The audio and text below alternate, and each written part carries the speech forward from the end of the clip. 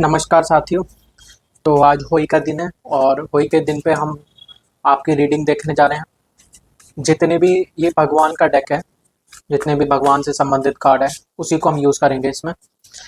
और देखते हैं आपकी रीडिंग क्या कहती है आज की।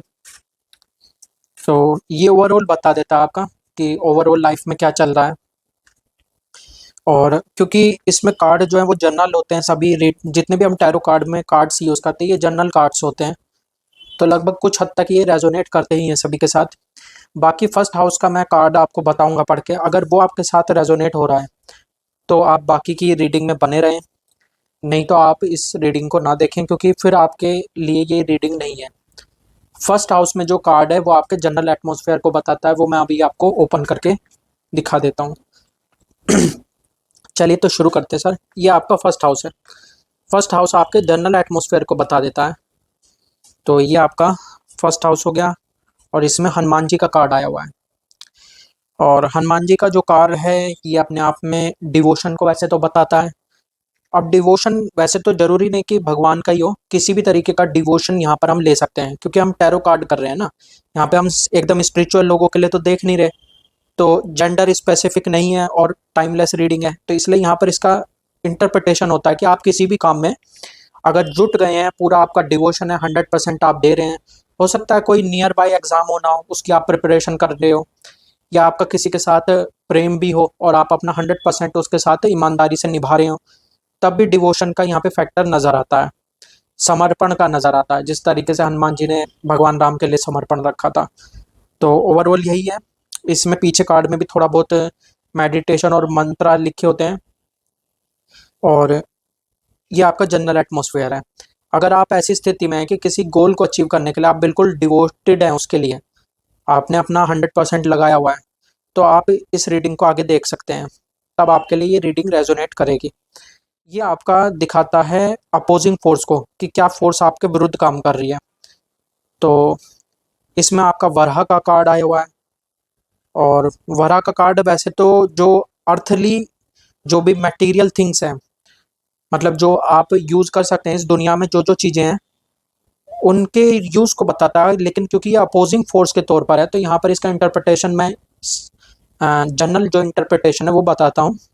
इसका ये होता है जब आप पूरे संसाधनों का प्रयोग नहीं कर पाते, क्योंकि ये आपके अपोजिंग फोर्स में है। मतलब हो सकता है कि आप जिस काम को कर रहे हैं, उदाहरण जैसे हम ले लेते हैं, आप विद्यार्थी हैं, तो हो सकता है कि आपके पास कुछ बुक्स की या मटेरियल की कमी हो, या आप नोट्स जो हैं वो बनाने में लापरवाही कर रहे हो, या किसी से नोट्स नहीं ले रहे हो, या आपको किसी भी तरीके से रिसोर्स की कमी हो। आप किसी कोचिंग को ज्वाइन करना चाहते थे लेकिन नहीं कर पाए हो, या नहीं करे हुए हो अभी। तो आप कार्य तो 100% कर रहे हैं, अपना दे तो 100% रहे हैं, लेकिन कहीं ना कहीं आपके पास संसाधनों की कमी है, संसाधनों का पूरा प्रयोग नहीं आप कर पा रहे हैं। जिस भी क्षेत्र में आप देख रहे हैं, जैसे आप किसी से प्रेम करते हैं तो वहां पर आप ये देख सकते हैं कि भाई आपके पास कुछ ना कुछ हो सकता है, आपके पास उतनी वेल्थ या मनी ना हो। आप चाहते हो कि भाई मैं अपने जो पत्नी है या प्रेमिका है उसको कहीं डिनर पे ले जाऊं, लेकिन आपके पास उतनी हैसियत ना हो, इस वक्त पैसा ना हो कि आप किसी बड़े रेस्टोरेंट में ले जा सकें। तो ये अपोजिंग फोर्स के तौर पे हो गया। बहुत सारे इंटरप्रिटेशन है, इसलिए मैं जो अपोजिंग फोर्स जो वर्ड यहाँ पे यूज किया, आप उस पर ध्यान दीजिएगा, उसी हिसाब से इंटरप्रिटेशन हो पाएगी। थर्ड जो है आपका कार्ड है, ये वमन भगवान का आया हुआ है और ये चैरिटी को दिखाता है वैसे तो यूं तो।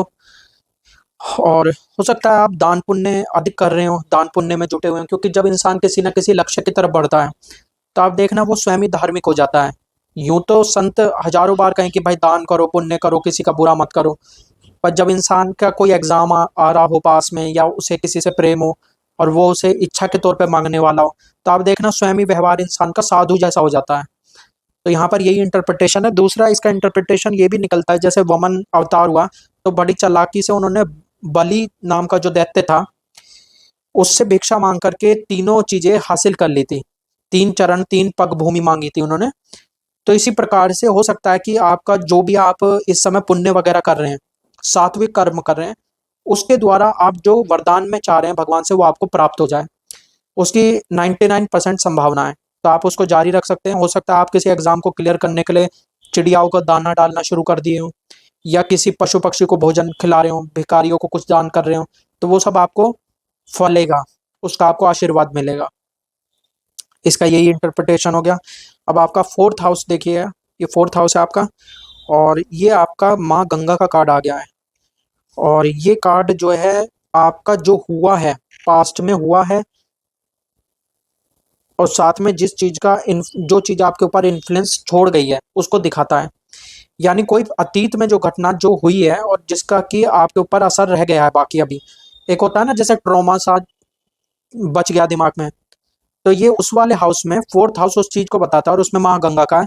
तो आपसे जो गलतियां हुई थी उसके लिए आपने अपने सभी पापों का प्रायश्चित कर लिया है।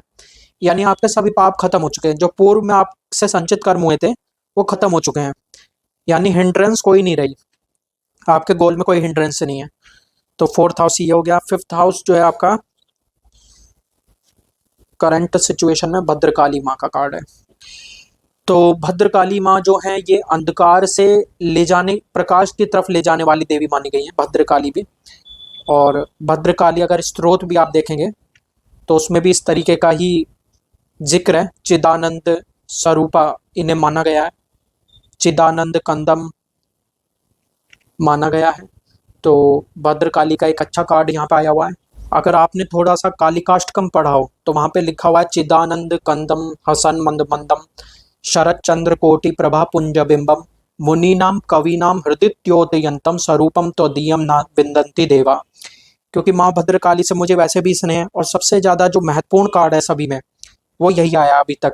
जो भी कार्ड है ये सबसे महत्वपूर्ण कार्डों में से है। ये जो मैंने अभी बताया आपको, इसका जो अर्थ है वो ये होता है कि आपका जो स्वरूप है वो चिदानंद घन मंद मंद मुस्कान से संपन्न शरतकालीन करोड़ों चंद्रमा के प्रभास समूह के प्रतिबिंब सादृश्य और मुनियों तथा कवियों के हृदय को प्रकाशित करने वाला है।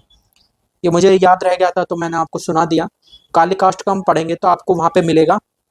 वैसे तो देवी काली को शत्रु नाशनी माना गया है, पर उनका ये भी एक पहलू है कि वो जब भक्त के लिए प्रेम भाव में आती हैं, उसको अपने संतान के तौर पे, तो जिस प्रकार माता अपनी संतान को ज्ञान देती हैं तो माँ भद्रकाली भी अपनी संतान को ज्ञान देती हैं। जिसमें हमारे आदि शंकराचार्य ने, ये शंकराचार्य द्वारा ही रचित है, तो आदि शंकराचार्य ने लिखा हुआ है कि वे चिदानंद स्वरूप में, मतलब ऐसे ही उनका इतना ज्यादा, वैसे तो वो बहुत डरावनी और बहुत भयावह उग्र देवी मानी गई हैं, लेकिन जब वो ज्ञान देने के लिए अपने भक्त के ऊपर हाथ रखते हैं तो जैसे बहुत सारे, बहुत सर्दी के वक्त जैसे चंद्रमा निकले हो, इतनी ठंडा, कितनी ज्यादा शीतलता वो अपने भक्त को प्रदान करती हैं।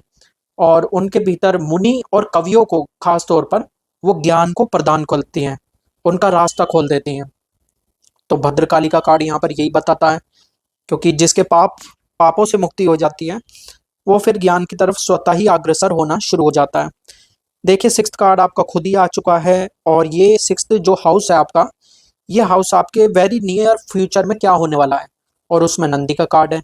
अब इसको तो एक्सप्लेन करने की भी जरूरत नहीं है, जैसे नंदी भगवान शिव के लिए अति प्रिय हो गए थे, तो इसी प्रकार से आप जिस भी देवी देवता की पूजा कर रहे हैं आप उनके अति प्रिय होने वाले हैं। या फिर अगर आप इसको मटेरियल गोल के साथ जोड़ के देख रहे हैं तो जो भी आप एग्जाम कर रहे हैं, जो भी हैं, तो ऐसा हो सकता है कि आप जिन भी कोचिंग में पढ़ रहे हो, जिन टीचर से, उनके लिए प्रिय हो जाओ, एकदम उनको पसंद, आपका उनसे मतलब एग्जाम के बाद मिलना हो तो वो आपको किसी तरीके से जैसे कॉन्ग्रेचुलेशन वगैरह देते हैं लोग आपस में, तो पास होने के बाद आप खुशी बनाने के लिए इकट्ठे हो, तो उधर ये हो सकता है। तो नंदी का कार्ड यही दिखाता है।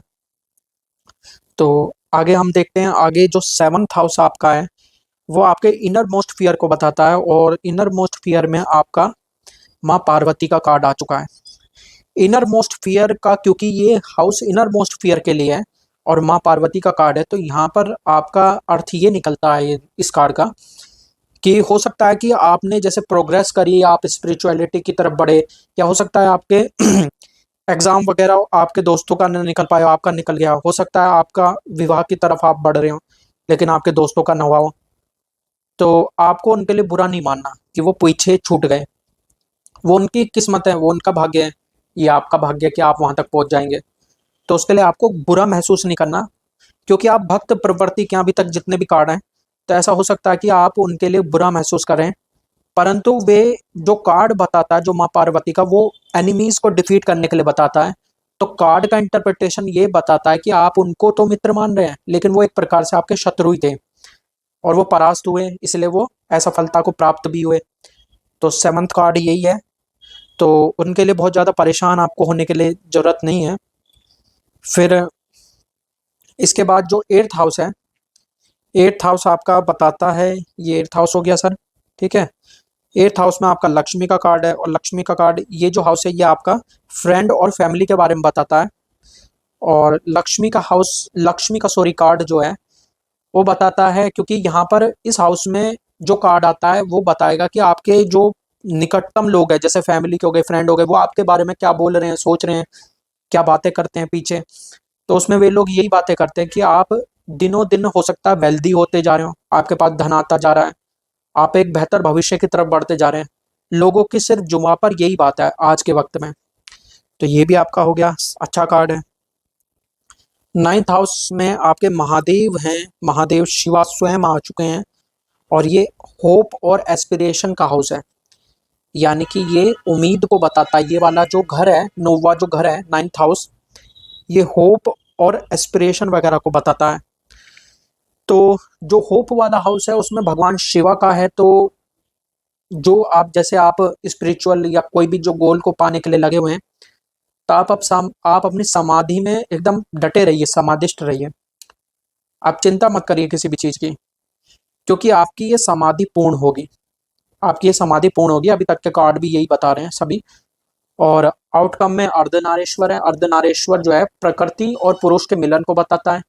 और मटेरियल वे में अगर हम इस बात को कहें, क्योंकि हम संसार की दृष्टि से देखें, तो आपका जो लक्ष्य है और आप लक्ष्य को पाने वाले हैं, तो आपका मिलन हो जाएगा। मतलब आप जिस लक्ष्य को पाना चाह रहे हैं वो आपको मिल जाएगा, आप जिस व्यक्ति को पाना चाह रहे हैं वो आपको मिल जाएगा। प्रेमी प्रेमिका, उन पे भी ये लागू होती है बात।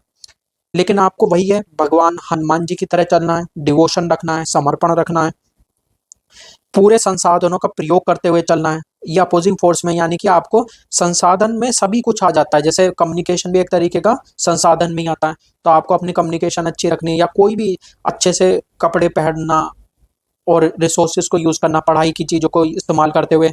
आपको चिंता करनी नहीं है, आपके सभी पाप खत्म हो चुके हैं। जो पुराने वक्त में आपने बुरे कर्म कर लिए थे, जिन वजह से सफलता नहीं मिल पा रही थी, वो खत्म हो चुके हैं। और वमन भगवान ये हैं, वमन भगवान का हमने देख लिया कि आप बड़ी चतुराई से अपने जो भी आपने वो कर रहे हैं आप दान पुण्य, उसका आपको फल मिलेगा। माँ भद्रकाली के ऊपर मैंने आपको सुना भी दिया, संस्कृत में श्लोक भी।